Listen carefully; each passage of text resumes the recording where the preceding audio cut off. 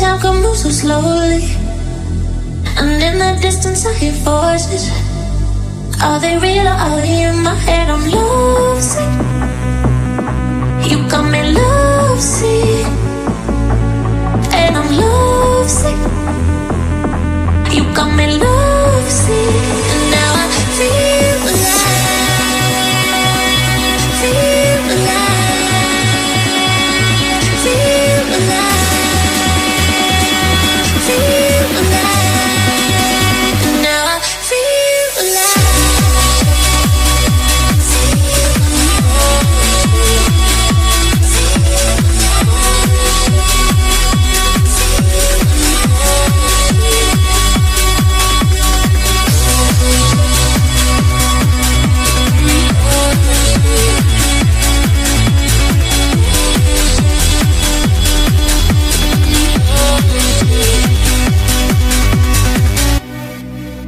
So many times they try to change me, and every time it drives me crazy. And all the good times we had saved me. Are they real or are they in my head? I'm lovesick. You got me lovesick, and I'm lovesick. You got me lovesick, and now I feel alive, feel alive.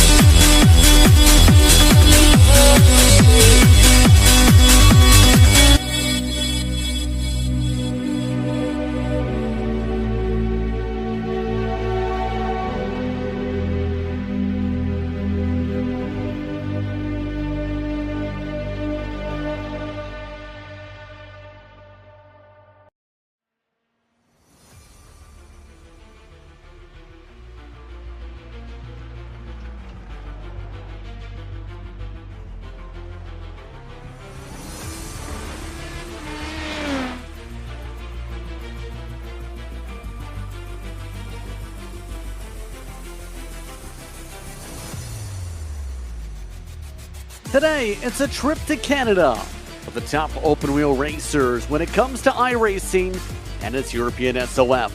Tonight, the IndyCar Open Series Euro SOF takes us across the border to Montreal, to Circuit de Villeneuve for today's coverage as we continue on with Season 3 here on Velocity Online Racing. We're happy with this for today's coverage. I'm Justin Prince. Alongside the booth for tonight is Sébastien Kinder. We are also joined by our producer in Julien Altena, who's using onboard cameras provided by Julien and track cams from trackcams22.com. Tonight, we get ready to race in Canada, and this is surely going to be an interesting day. We have 25 drivers packed in one split, Sébastien. That means a huge difference in driver skills because, as you said, apparently we have a 500 IR guy in this split, so it's going to be something, let me tell you. Let's take a look at what's coming up here in the schedule, mind you. Remember, in the home stretch, drop week's going to start coming into a factor here too, Sébastien. So if you've been here in this time slot or in general, the points are going to go matter even more so, and you'll start seeing your worst finishes if the official iRacing points start getting dropped. That is big. That is big. This is where consistency really matters, and you know, if you have like one bad luck or just like one week you were missing, it's fine. You're still in it, so it'll be very interesting how this plans out. As you can see, the pace car's already set up, heading towards the triangle, heading towards Casino. Let's see how they'll start today as this field is already rolling. And at Kalimic, one of the top droppers in the overall points is in the front of the field with Logan Edwards next to him. Right now, we'll find out which one's going to get the edge.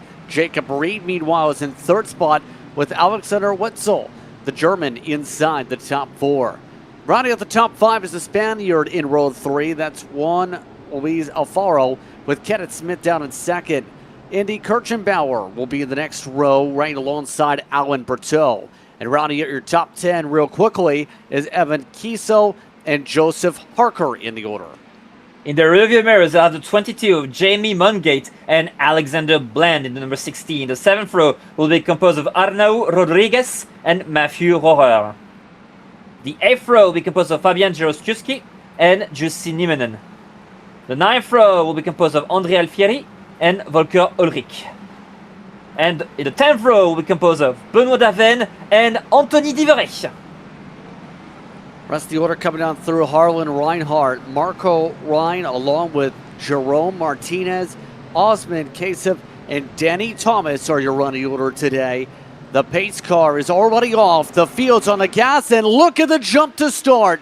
Green is out underway, and the inside line took off like a rocket for this 33-lapper. Looks like not a lot of argy-bargy, and this is kind of a hot area. Polemic decided, you know what, I don't want to deal with people on the inside at turn 1, so good on them for deciding that. My 5G 1-3 to start. You can see some of the air battles. Kirchenbauer just got hit in the back. One of the Canadians in the field, Evan Kiso, scraped up the front wing. That caused the pass for Bland to get on through. And obviously, these cars, we already know, do not like contact. You have to be careful, and Alan Berteau very much was in a bad place, wrong time. There's an error sent from Mungate. He gets sent sideways into the wall. They crash. Oh, that's the standard. Well, you're side by side, and you are both running out of room, and this is chaos for the group behind. Well, not surprised with that contact. That's completely destroyed the race cars here. Some of the air battles. Bland is already jumping through the order, up 4 in the first lap. That's quite the start. He's been having a lot of drivers. I think the majority of the grid, Justin, elected to start on the black-walled primary tires, as we see on the graphic here, Justin. Yeah, majority did start in the order. There was a big contact forcing a cut through, by the way, for Kirchenbauer. See if there's going to be issues after contact there with Bland. That was in the final corner towards the wall of champions. The first to start on the red wall tires. And he lost it! Alfieri! Oh, here we go again. And it looks like he already had his rear wing hang off. That may explain why he lost it out of turn 1. Yeah, well, that bot 365 machine did not have a fun time. That was not going to stick, was it, when you have that type of damage? You take a look for the race leader, by the way. Reed's already jumped up to second with the chaos. Jacob Reed has been very fast in this series, so he'll be a threat.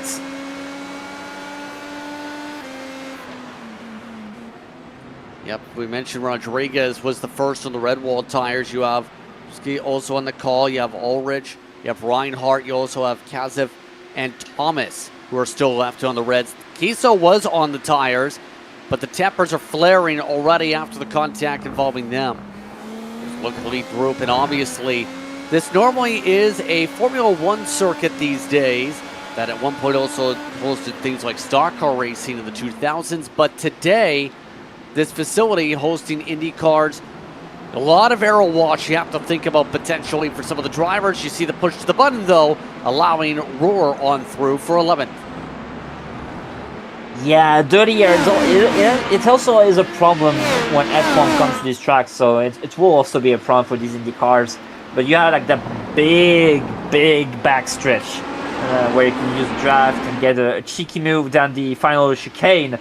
So expect some chaos, maybe some last lap action hero on lap 33 if they're grouped up like they are right now, Justin.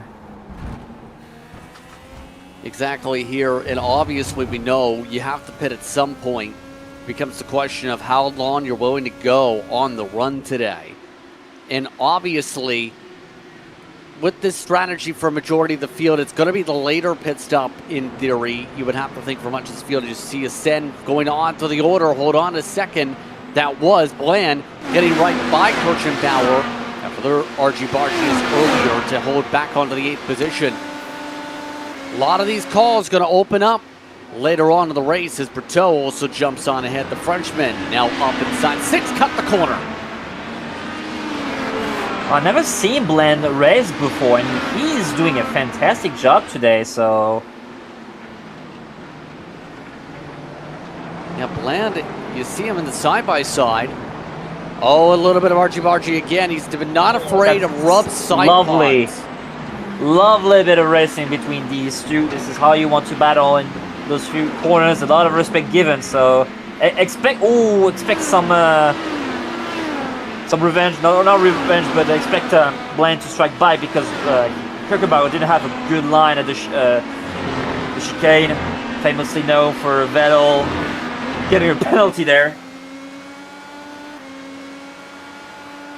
You see here again from Bland, looking around, searching around. No send this time as he goes up on the brakes this time. So far, so solid when it comes to his effort. Still a +3, one of the bigger movers. Osman Kasev back in the order, down in 19th. Your biggest thing, they make contact. We have a crash, and there it is. They were getting physical. They got too physical. Kirchenbauer has a destroyed wing. Oh, that's unfortunate. They had such a lovely battle on the first part of the lap. Wow, that is kind of far to make an overtaking attempt. I don't like... Okay, hear me out. Bland came from California there. I don't like her. I don't know. I don't know if it's just because... Yeah, probably Kirchenbauer was just making that corner. Like, I can't really tell you. But yeah, you can't... I just don't know. I don't like that little move Kirchenbauer does, but Bland comes from too far, Justin. That makes us lead. I was about to say, Reed, while we were looking at that, took over the race lead. And that came in the past moments while they were crashing up at the back of the order. Reed used the push to pass, made the pass before the final corner, and is looking to take off. Let's take a look here. Reed took about a few moments to set that up. It's going to go all the way back here to where it's set up down the long Casino Straight. Just a standard passing in the drafts, already well ahead before the braking zone.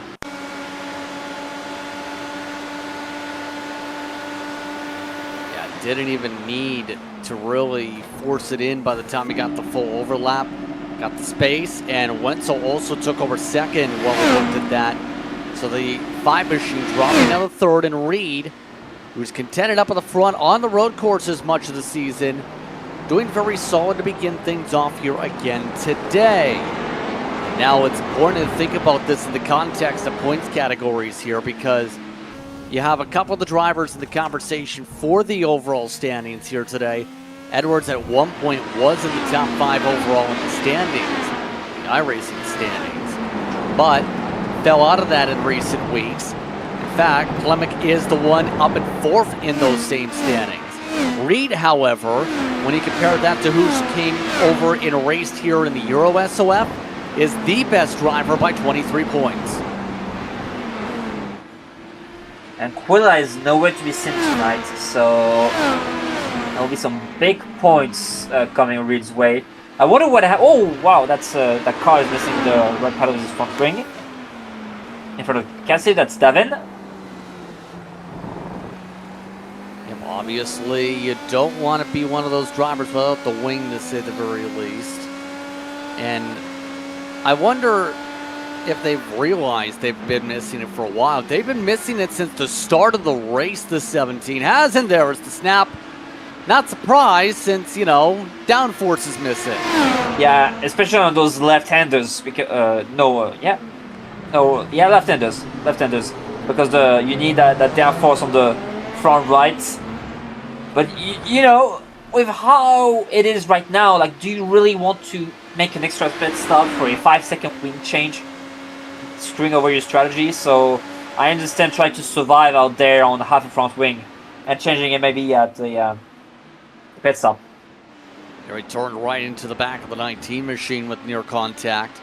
The Turkish driver survived and was able to make it through. Of note, Evan Kiso just returned to the race. Part of those with significant contact. We still have 4 others out of it. Get things off here in Montreal. Coverage of the IndyCar Open Series Euro SOF race is brought to you by Velocity Online Racing. For the iRacing IndyCar community, please consider supporting our fundraiser and donate on GoFundMe. Right now, this entire 4-car breakaway hasn't really seen too much variance. Their lap times starting to stagger a bit, though. About 0.3 difference last time. In fact, 3rd and 4th, the i5G machines are losing touch. Yeah, not surprising, because Clemic suddenly lost a bit of pace when they got overtaken by both Reed and Wetzel. Will be very interesting to see what will be their gambit. I will see some cheeky action there. Matthew Rohrer. Oh, that was... Oh, he lost it. I think he probably clipped Rodriguez there. And around goes the 13 with the slide. I'm trying to stick it to the outside, and no contact, but there was definitely a weight transfer with the curb. Oh, wow, yeah. It's true, because since they went side by side, and that's something that is very rare in the chicane, you have to slow a lot, and yeah, probably got caught off guard.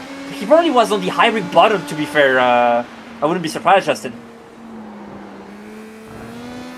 Good eye, and as a result, that breaks up their group a little bit. You see the 5, how things are working so far. Right now, 1:23.6. Last time by was about the pace of the race leader. Now keep in mind, Wetzel, you've seen a little bobble initially at the start of the last lap. This time through.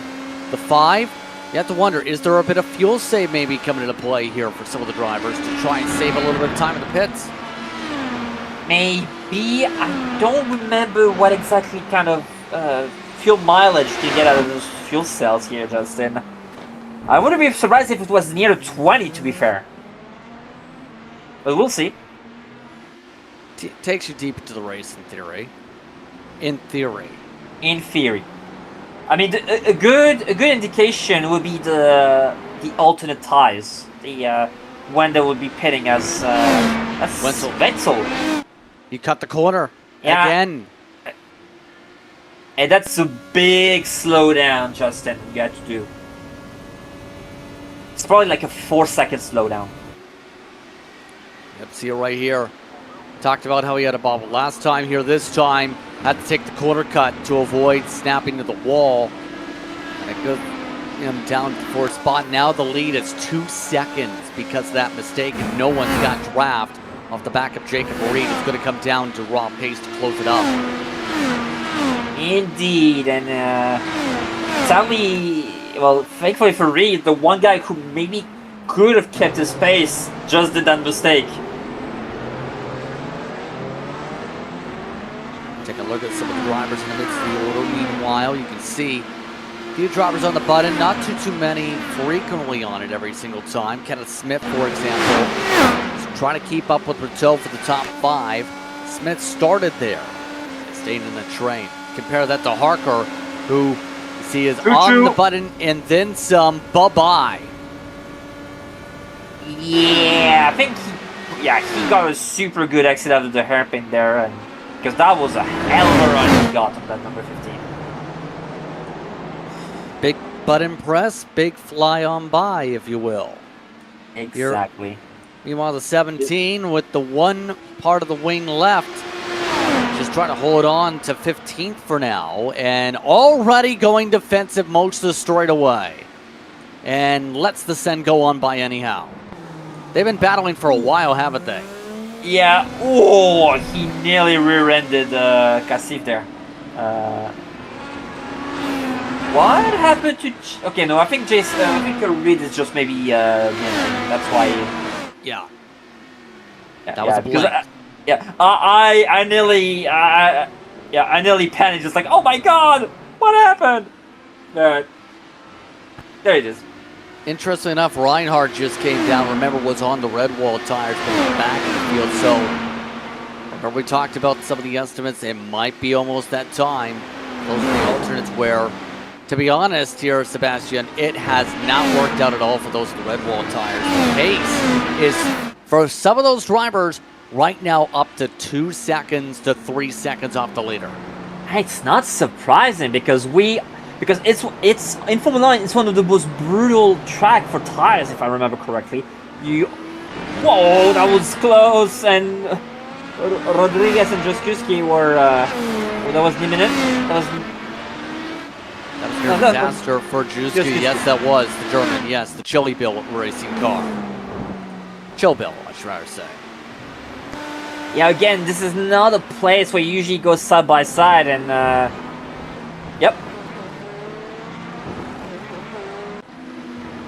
And that is very lucky not to lose any more spots really from that, as you still see close battles going on across the track. Mind you, this battle has already lost 50 seconds to the leader, but they're pretty similar in the iRating category, so it's still a positive for either one of them in the iRating game. Lovely thing, iRating, lovely thing.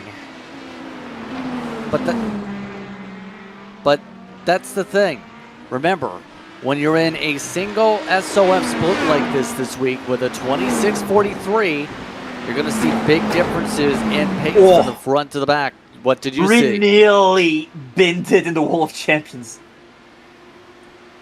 He was really pushing the envelope, it felt like there, but I think it's part of the game of how much he's trying to go after it. Edwards, you see, still trying to go after it for the second position, maybe, if anything, just keep up with the teammate. These drivers have stayed about the same on the interval as we see some of the yards at the back. So we were coming back onto the red tires, yeah. So I wouldn't be surprised, yeah, if they pit super late to do only just a 10-lap stint with the least amount of fuel as possible in order to make the strain, to make this less straining onto those red tires. Reminder, I don't know if these guys starting on the reds actually filled accordingly, maybe starting with less fuel. That would have been maybe a good call, so that you put less strain onto the tires, because full tank, they're screaming. Yeah, that's a huge thing that you sometimes see drivers maybe forget about if they're not with big teams, because those major pro tips are the difference between winning and losing. Look at Edwards. Looks like they're going to make a swap. Edwards had been riding behind for a bit, and now Clement letting Edwards test out the clean air a little bit in front. That did lose them 6/10. I mean, right now they're still in very good position to get an iRating. They're both teammates, so if Clement feels like I'm not catching that number one car, might as well have Edwards take a bite of the cherry. Yeah, that's the funny thing about when you're in the higher SOFs, or the higher iRating bands, is a lot of the emphasis for the big teams is you have to practice, or better yet, make sure you don't lose that iRating, because that is everything for you. You'll see some of these drivers only race a couple times a week, not because they want to just, watch the races. They want to help out their teammates. They want to get to testing. They want to help out the team development side while also being fast in the big races and making sure to maximize the SOF appearances. Because remember, essentially after a couple races in terms of appearances in a series, then it starts averaging your point tallies out.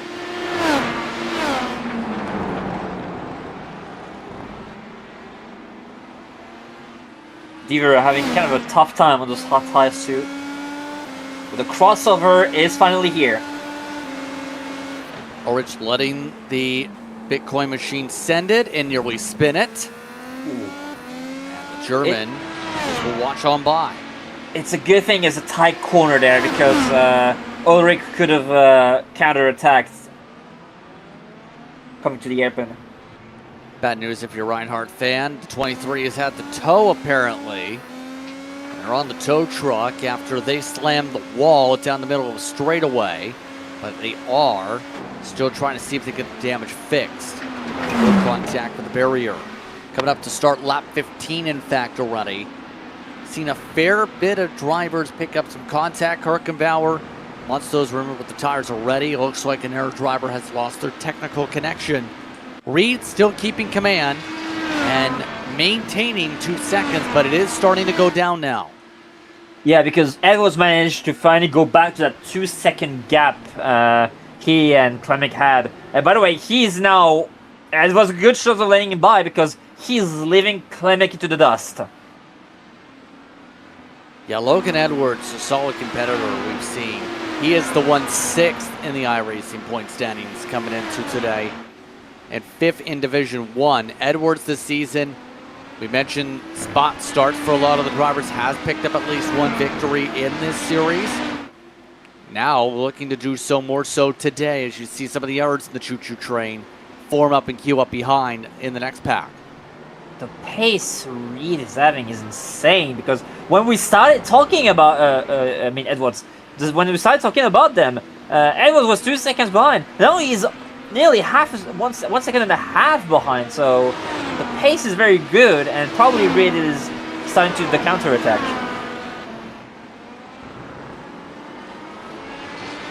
Exactly. And this is going to be another one of those spots where as this run progresses, we'll find out just who's going to be able to make sure they execute perfectly. After all, if you have been enjoying the action so far, it's a good mention that velocityonlineracing increased its coverage. We'd like to remind you to please press the like and subscribe buttons to help us in the YouTube algorithm. After all, it's now harder for the partnership program as of next year. As in, algorithm going harder. That's not important right now, obviously, Sebastian, but what's more important is we're almost halfway to the race. Yeah, and I'm looking forward to those pit strategies. If Edwards maybe saved a bit of fuel behind Klemek, so to get that 1 extra lap. Reminder, they do not have tire blanket. Reminder, this is not Formula 1. We hit our tires like real men. But more seriously, that means that the undercut is not usually... Oh, who's that? That was Denny Thomas, I believe. No, that was Rodriguez, actually. Thomas was stopping in the side of the racetrack. Let's see what happened here as that machine that made its paint scheme deleted spun around and turned around on the track. Ooh. That could have ended ugly. Like, it looks like he went in too hot, forced the front to turn, and that just sent the rear around. Disaster. Exactly. Now, all I'm going to say about the paint scheme is that paint scheme needs to be taken off, as we see some of the others take off their tires. The Firestones taking a change right there to change up their compounds.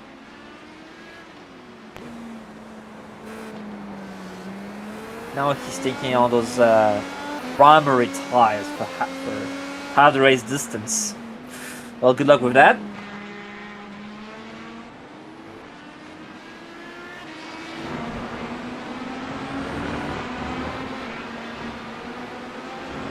Yes, indeed. Smith, you can see, working himself, still in 6th.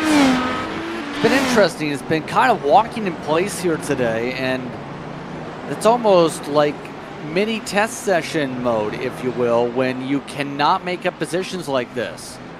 Yeah, you know, it's kind of like the worst feeling, and I've been often in that situation where you're in no man's land. There's no one in front of you. There's no one behind you. You have like a 5 seconds gap to each of them, and you're like, well, that sucks. For 40 laps, it's the worst feeling in the world. And of course, remember, your track cams today brought to you by trackcams22.com. It provides some intriguing camera looks around this circuit here on the island in Montreal as pit stops well and truly underway. A majority of the drivers now in the alternates have already peeled down, and we already see Smith on the primaries coming in. You have the 17 also amongst those peeling on down. Rather, that was the 17. Losing track of colors up in the sky. But that being said, active pit lane for those even on the primaries putting on the alternates now. And maybe getting a wing change, taking a few seconds to do that. Yeah, that's a wing change. Yep, and back up it goes. New wing. Hopefully not demolished this time. Here's the downside. Right out with the leaders will be where the 17 comes out. This is interesting because indeed it's an F1 track, but you see like it's kind of like a NASCAR pit lane. Like you're not stopping in front of the boxes. Like you have a pit wall in front of the boxes. Yeah, it is an interesting track in that regard because remember, we're in different series. We also see drivers like Rodriguez peeling down for service. It's pretty tight. And remember, in real life, these days with Formula 1 competition, the max you get under that pit lane is what, 20 cars? 21 actually? 22. 22, yeah, 22. So it's a tight pit road as it is, for what it is.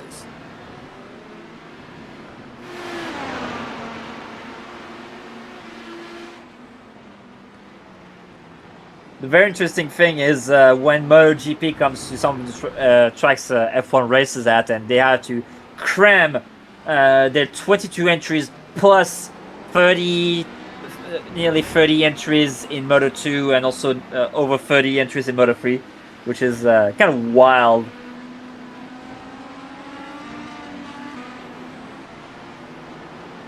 Exactly, and really, for drivers like Reed, it's been domination station here on Velocity Online Racing, which, oh, by the way, delivers professional iRacing broadcast, providing an authentic race day experience.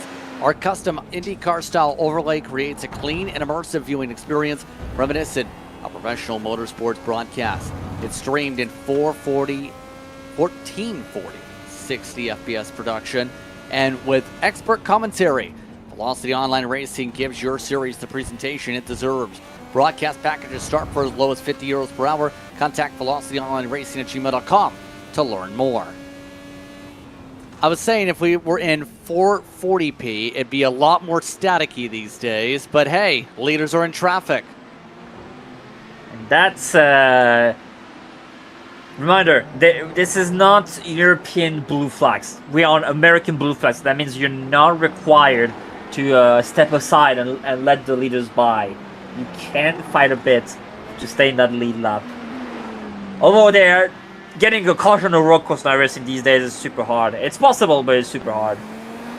But in a lot of the cases, at the very least, you need to be predictable as one of the lappers. That's the big thing about the blue flags is if someone's faster than you and catches up, like say you see the rapid gain right here a bit for even position with Niemen, you expect if there's a chance to make the pass that they then hold the spot. They don't go left, right, center, everywhere. Exactly. Kind of like multiclass and GT3 and prototypes. And by the way, Vettel is in the pits, Justin. One member of the top 4 in the pits. Pit party time involving some of the leaders. O'Farrell's come down. Harker is also in. So you're first to the top 4. Peeled on down and take some fresh red wall tires. The alternates are now on a majority of the leaders coming up here.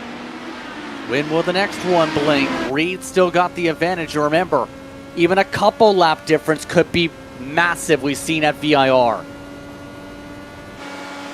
Yeah, this is a brutal track for tires. So, but probably Klemek will have to respond quickly to not get undercut. We'll see. Meanwhile, Edwards down under the second. Oh no, because Riz is pitting, I think. No, it's Edwards. Edwards was not able to get more fuel mileage than the one machine, despite being behind the 5 for a bit. Interesting to say the least.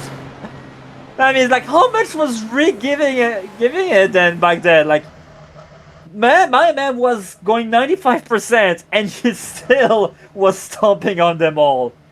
Darn. Impressive. But still, hey, we still have plenty to go here to test things out in terms of the run ability.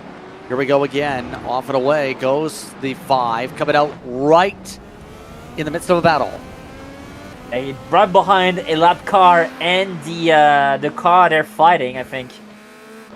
Yeah, that's Vettel right there. So Klemek didn't have to wait another lap, or else they would have being undercutted by Vettel. Absolutely, lap car. Just lap traffic in that mix, I think, for now. But hey, still, it's going to get to where, as Reed's the last one to pit, it's going to get even harder. Just came in now. That's the freshest tires in the field here. Indeed. And he did the 2/3 of the race, and that means there's only going to be a first. So that means 33 liters around in that number 1 Dollar General machine. So that's going to be a super light car, not really stressing their soft tires as much.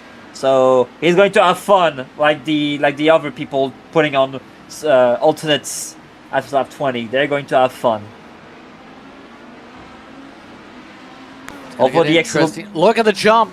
Edwards jumped him with the 1-lap undercut. But how's that going to go in long run? They're about the exact same in the pit lane, but the difference on tires ends up separating for the race lead. That might have been the play with how close it was starting to get. A reminder, Edwards was quite faster than Reed in the long run at the end of last stint.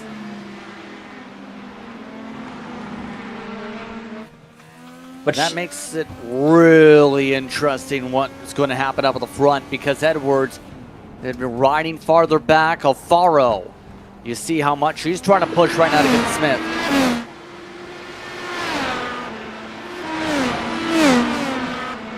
Now, sadly, in that top 8, we don't have a alternate tire starter mingling with the primary starter, because that would have been very interesting to see how, in the end, the primaries would have been more advantageous, probably. But you know, all of the guys who started on the alternates, they're like very far from the leaders, from the lead pack.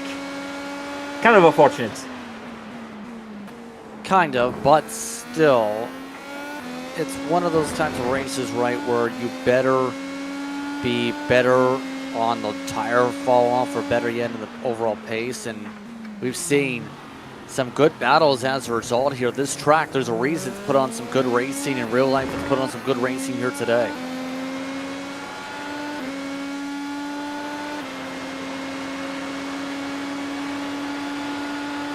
Right now, seeing the 8 machine for now maintaining, and obviously the German still trying to find a way to cut in front. Oh, that was a bit of hit curb. Is that a slowdown? No, it's not. No, negative, but he had a bad exit. And that does it. Sets it up easily up the inside for the 13, but look at the switchback. That's the problem. Time to get up to Viraj Senna. That switchback forces the side-by-side to go right back to the inside car's advantage. Good on Joskuski to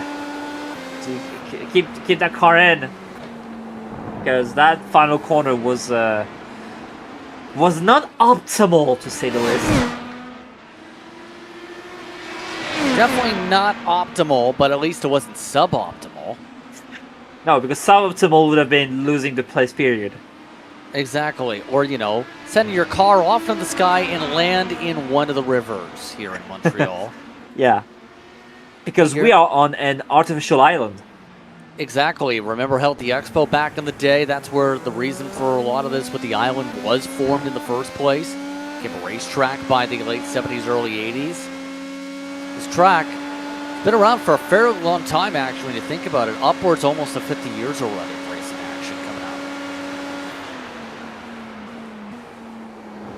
And it's so again, Joskuski having trouble slowing down that car in the final corner, and he's on the bottom a lot there, Justin. So that's going to play a massive role coming down to the race for his battle with Rohrer. It's going to become a huge battle, actually. Yes, and as a result, here with this race lead. How's this going to go with under 10 laps to go here for today's coverage? Coverage of the IndyCar Open Series Euro SOF race is brought to you by Velocity Online Racing for the iRacing IndyCar community. Please consider supporting our fundraiser and donate on GoFundMe. Right now, Reed trying to find a way to retake the race lead after leading the first 18 laps. The pressure is on. And now he's going to be stalking him. And for Edwards, you don't like seeing those lapped cars right in front of you as you're battling Reed. And oh, that doesn't look too good for him right now. Yeah, it doesn't look great, but look at how he's attacking the line, trying to set up the run off the corner. Oh my god, with the lap car, this is... Oh, the lap cars had to go into the grass almost. Actually did. Ulrich had to move into the grass to avoid everything.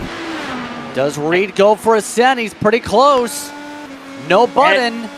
Edwards had a poor exit, so he's compromising his exit a lot, and I don't think that will last too long, Justin. Reed on the button so early there.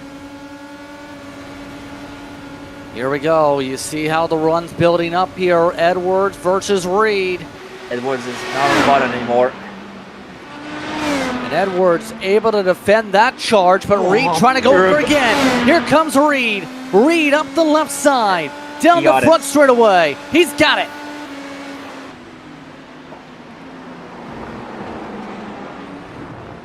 Yeah, Edwards couldn't run his line like he wanted to. He had to block the inside a lot, and in the end, that just doesn't.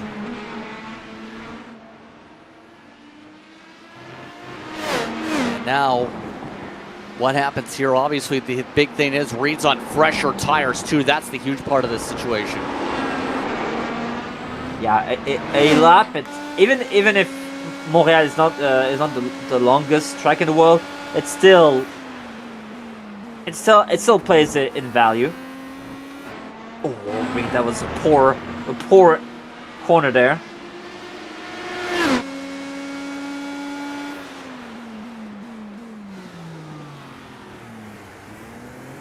Yep, it's getting a little bit tricky here for Reed, but still good defense. On the bottom. I'm wondering how much pusher passes these guys have left.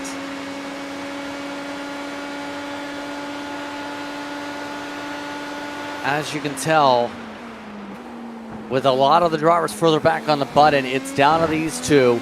Traffic in front and Kirchenbauer. Will traffic start to play a factor even more so here, because I'm not sure how much the 7's going to let him go. In fact, they just did. There's a look at Rodriguez in the charge again in the car that eventually will get somebody reported. I know people are joking, but you can absolutely see exactly why there. That is why I said, please make that paint scheme disappear. Because some people, YouTube, will say things about it. Clap to the wall for Rodriguez in response.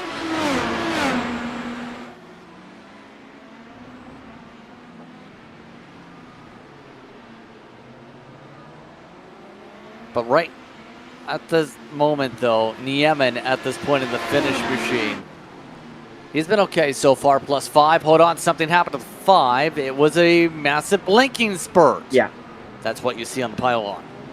Yeah, Klemek also has been targeted by blinking. Not the most fun thing in the world. Meanwhile, Reed is just saying, alright, see ya.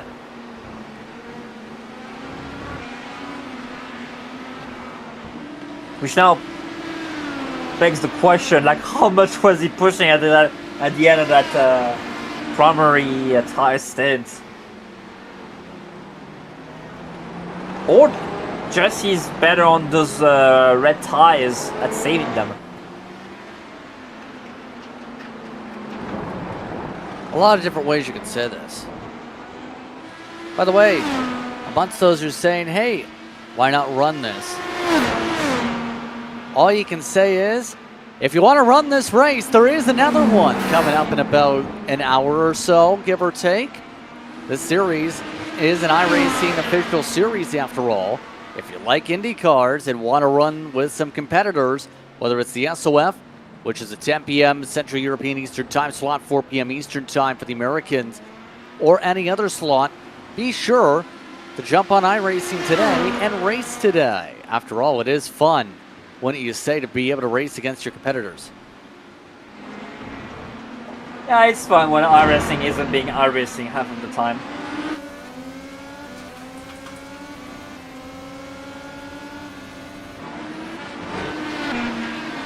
Yep, and at this point, as things get shuffled about Ulrich versus Kasef, I should say, once some of the shuffles, but still. You see the choo-choo train forming up here. Ulrich, amongst those that have been trying to just hold on for whatever spot's possible, continuing to plummet. Whatever has happened here with the 21, it's not been looking great at the back end of this race. Here's part of the reason.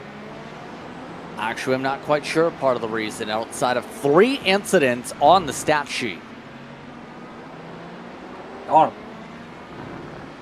that was... He wanted to take the corner in Ontario, not in Montréal.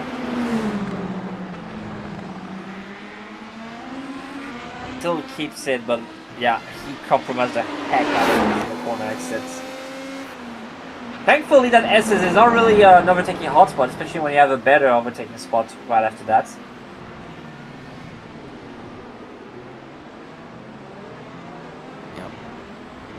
Let's talk about some of the upcoming broadcasts, by the way, as we're in the closing stages of this one. We're under 5 laps to go. Remember, Indy NXT is coming up on the weekend, Indy Next, if you will. That'll be also at Montreal, set up for a 9 p.m. start time. Central European summertime is the time zone. The International IndyCar League will be on the 16th with a midday start. They'll be at Iowa for some short track racing. Now, a note for the AHM W12 Series broadcast. You see it's listed on the 17th, but that's actually technically American-wise Sunday night. That series, European-wise, is at 1 a.m. Central European summertime, but is in actuality in the late evening, around the mid to late 7 to 9 p.m.-ish range for those in the Americas. Indy Euro Series returns to action at Charlotte once again next week. That'll be on the 19th. And then Velocity Online Racing's IndyCar Series will be at Michigan on the 22nd. That will also be a mid-evening start at about 8 p.m. Central European summertime. Going to be a wild one in Michigan, I'll tell you that. It will be super fun to race in that. Definitely will be, and hey, this is going to be, as Ulrich misses the corner, it's going to be a little bit more of a dicier end of the season potentially for some of the drivers. We talked a little bit earlier with the schedule for the racetracks coming up. It's going to get very dicey as we close things up. Ulrich, a little bit too deep on the brake possibly? Yeah, exactly that. Too deep on the brakes, probably too heavy on the brakes, and he locked up to... Yeah, that's a shame because he was getting away from Kasif. Yeah, wow, look how that rear snapped on the, when he released the brakes. A little bit dicey with the rear, but still keeping stable with 3 laps to go. And that's the thing for Ulrich is this battle's still on for the 15th spot. Got to be careful here because Smith, Alfaro are amongst those coming into range to join on in as lead lap battlers to battle for the 6th position with 2.5 laps to go. That's not a position you like to be in. There's the traffic let go. That breaks up the battle. That was expected, by the way, amongst this group. Now, of note, as Smith is amongst those able to cut on through and now has a bit of a separation. See some of the others. This involves a let go. This is Kirchenbauer's recovery from the damage earlier. Remember, it's one of those that had to do a 2-stopper because of repairs today. And now, able to at least get up to 13th. It's still a negative for the iRating category, though. Ouch.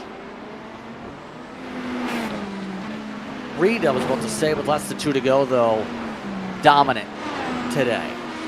Pressure tires definitely making the difference here, like we've seen at VIR for some back then. Gap is growing. It's now 2 seconds. Yeah, probably some. I don't know if the Reds car perform better on the Reds too, because there's also a clear difference in pace, not just tire wear. I gotta say, that was nearly perfect from the number 1 car. Would have been perfect if he didn't get overtaken during the pit phase, but hey, I'd rather win than lead half the laps. Coming up to the final time around, this time through. If you have been enjoying today's coverage on Velocity Online Racing, please press the like and subscribe buttons to help us in the YouTube algorithm. Because Reed really pushed up on the wall, coming down to the final lap this time. Final time around from Montreal.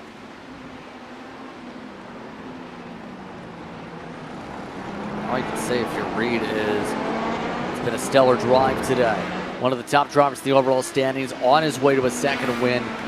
He's led himself on the season just 9 laps coming into today. This is by far his best performance. Oh yeah. When you're leading and you have like a slow car right in front of you, like you don't want him to be there, and it's always a stressful moment because you're like, should I go for it? Like I don't want to break the car the final lap. So he got through that. Got clean track from here as they go to the triangle section. Surprisingly, not as many sends in this section as we kind of expected today. We were expecting a lot of intensity here, but it ended up being more so down the long casino straight for a lot of the setups. Reed today leading himself 27 laps to the top of the checker flag coming up here. Here we go. For the second time this season in this series, it's Jacob Reed who comes down the front straightaway to win, this time in Montreal. A dominating drive for car number 1 in this split today. Logan Edwards in second. It's an i5G23 with Clement also inside the top 3, albeit 15 seconds back. And Wenzel, who had a chance to be as high as second and kept up as high as second, went off track at one point, still comes away with 4th.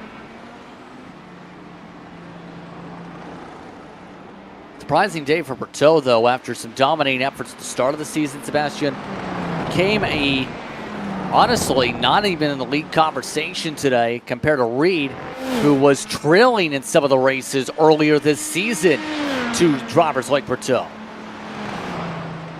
Yeah, but you know, that's the beauty of it all. It's like you have multiple races, you can evolve, you can improve, and that makes it lovely. It's a good effort by the United Kingdom-based driver today. As everyone says, good wins, good job, GGs, everything along those lines. And remain sportsmanlike. Everyone's crossed the line, and Reed officially has this done in the order today. Let's take a look at the results. Again, instant results pending any protests, which there is not a strong chance of that. Edwards and Clement in the top 3, Wenzel and Berthaud in the top 5 today. Kenneth Smith finished down in 6th, LaFaro down in 7th. Joseph Harker was in the 8th position today, with Drskowski dropping up to 9th after some slides, and Matthew Rohrer quietly was in the top 10. Arnau Fornel Rodriguez will finish in 11th today in front of Jussi Nieminen. Andy Kirkenbauer will recover to a well-deserved 13th place after the trouble at the start of the race. Anthony Devray will finish in 14th, and Osman Kassif will complete the top 15. Volker Ulrich finishes in 16th in front of Benoit Daven. André Alfieri will finish in 18th in front of Danny Thomas. And Jerome Martinez will come home in 20th. 21st, well, shows 22nd. 21st is Reinhardt. Kiesel was behind him with Bland, Mungate, and Rajan in the order today. We had 25 starters in the field. So top to bottom out your race results here today. Some of the drivers are stepping on in and getting ready to talk things over here today. Let's start things off in reverse today, or rather, at the top of the order, because we just got our race winner into the conversation. Joining us at the broadcast booth, it's Jacob Reed coming away with the top step here today. Jacob, first things first, you are muted. Second things second, you had your most dominant effort of the season. How's it feel to win the second race of your season? Yeah, pretty good. It was a nice battle there with Logan. I was very surprised that the undercut was that strong. Typically, the overcut has been the way to go, just with the hot tires. But it seems just with the hot track over 40 degrees Celsius, that the tires just warmed up within a couple of corners, and so yeah, I got caught out with an undercut there, but luckily the fresher tires helped me catch back up and make the overtake back. So I think in the end, like, the lap time difference between the two strategies is identical, but yeah, just a little bit more effort than I'd hoped to do to have to retake that lead. And obviously, this is a Formula One track these days. What were some of the main characteristics you had to adapt to with the circuit itself to make sure you were fast, but also made no mistakes with how tight some of the walls were? This is one of my favorite circuits. I race in the Grand Prix Tour Series quite a lot, and this is a track that I go to in that series every year and go, I'm going to win this one. This year in that series, I caught up 18-second deficit to win, so I was pretty confident going in. I know the track very well. I know where the grip is, where you can use the curbs, how you can use the curbs, and all that adds up. I think struggled a little bit in qualifying. I tend to have done that this season, but with that race pace, just that consistency, hitting the curbs perfectly every lap, I was confident and very on it. So overall, as the season starts to come up to the closing stages, obviously you're the top so far when it comes to Euro SOF, but how do you feel about Chicago next week in place of Washington? Yeah, that's going to be a fun one. Very bumpy. I've not driven it in an IndyCar too much, but I think I might have done a couple of laps when it came out a couple of years ago. Definitely one to refamiliarize myself with. A lot of bumps are going to have to be accounted for in the setup. I think it's going to be very easy to lock a brake, lock a tire into some braking zones and run deep, and you've just got to hope that you can keep it out of the wall, because there's some pretty scary corners on that circuit. Any shout you'd like to give here today? No, not really. I was pretty solo this week. Did all my setup myself, so yeah, no shout outs from me this week. Congratulations on the win here today. All right, thank you. Once again, that's Jacob Reed coming away with a strong effort today. Was able to outrun at the end Logan Edwards. Sebastian's caught up with Logan. Logan Edwards, this is Sebastian King in the commentary booth. Do you have a copy? I got a copy. Well, you actually gave Jacob Reed quite a pain in the neck during this race. You didn't leave him any chance, and still a very hard battle for that lead after the pit cycle.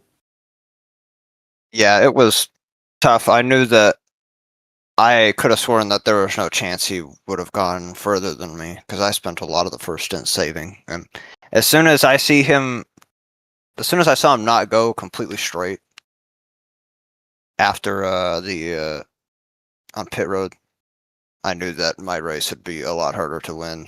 So take what I can get. It's a P2 on a setup that I did a lot of work on.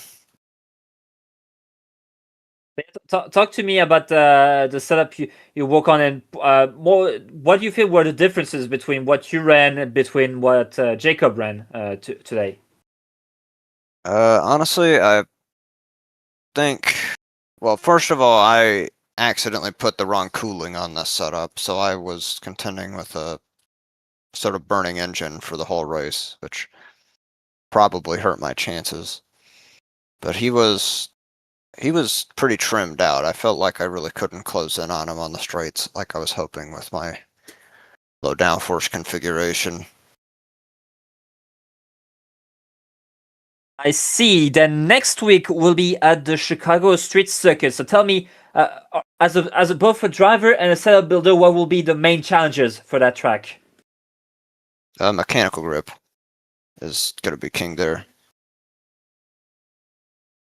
Especially in the rear, getting your dampers right, springs right. Gotcha. Well, do you have any shoutouts on your way out of this interview? Shout out to y'all for broadcasting and Team I5G, all my teammates. Thanks to Anna for showing up. I know it's an early morning for her whenever she's able to do this. That's about it.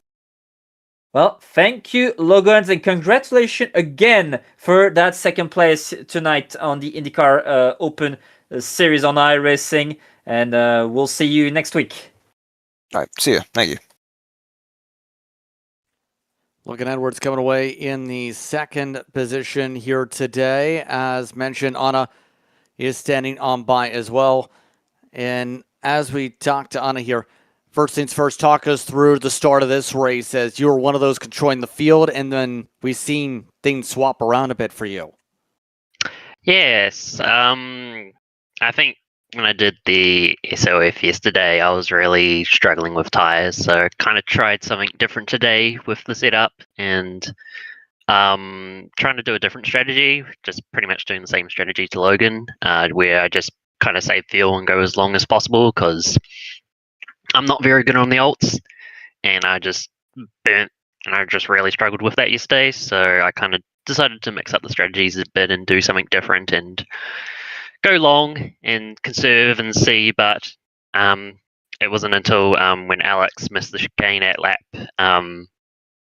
around lap 8 or so and got a slowdown, and that allowed Jacob to pretty much get away, and I didn't really have the pace, and I thought the smartest call was to let my teammate Logan do the switch and see if we can catch back up, but I don't know, I just brought it home today. It's just more of a testing session, to be honest, so good data.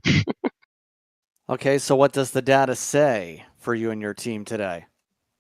Yeah, me and Logan we've just been working on two different stuff, so we'll probably, I think Logan's comfortable with the setup. I don't know if I'll work on the setup more this week because we'll be busy with Chicago Street Course. Someone's got to start on the Chicago Street Course for next week, so I might take the lead on that and get that started. So we'll probably still have a look at it, and there's all the IIS races as well. So yeah. So as a result, Chicago next week. How do you guys feel about Chicago? How that's going to drive in this car? I've never driven there. I know Logan has in a league race, so it's gonna be hell. I expect a lot of people to crash, burn, and die in that race. So, so basically, it's just gonna be a race of survival. But we'll just hope we can make a setup where the car can make it as easy to survive the streets of Chicago as possible. Any shout-outs you'd like to give here today? Yes, shout out to I5G. Shout out to Logan as well. I've gotten up early this morning to do this race, my time. So, yeah, shout out to IndyCar community, Shinkoka from Votive, and the Votive Racing League he runs, Mum, Dad, Brother Jacob, boyfriend Trent, and you guys as well for broadcasting the Euro SOF. Congratulations to the top three today. That is, once again, Anna Clement coming away in the top three. I'd like to thank the entire top three speakers during post-race coverage here on Velocity Online Racing. Final thoughts today here on this one, Sébastien, as today definitely put on some interesting racing here in Canada. Yeah, definitely, but a lot cleaner, smoother than what happened. Don't get me wrong, we still had some quite interesting bits, especially at the hairpin. But overall, still clean. Very interesting difference of strategy, the effect of hot temperature, hot track temps, and how that played out during this race. There's an interesting day here on Velocity Online Racing for today's coverage, but remember, we go to Chicago next time out, where it's going to be the Windy City on the docket. That's going to be the streets of Chicago on August the 18th. Coverage again will start approximately at the same time here on VOR. But it's time to say goodnight for this evening's coverage. For our producers tonight, Julien Altena. For our track cams provided by trackcams22.com. The onboards by Julien. For Sébastien Kinder, I'm Justin Brent saying so long. Enjoy the rest of your evening. We hope you enjoyed today's coverage of the IndyCar Open Series Euro SOF, brought to you by Velocity Online Racing. We'll see you next time from the Windy City.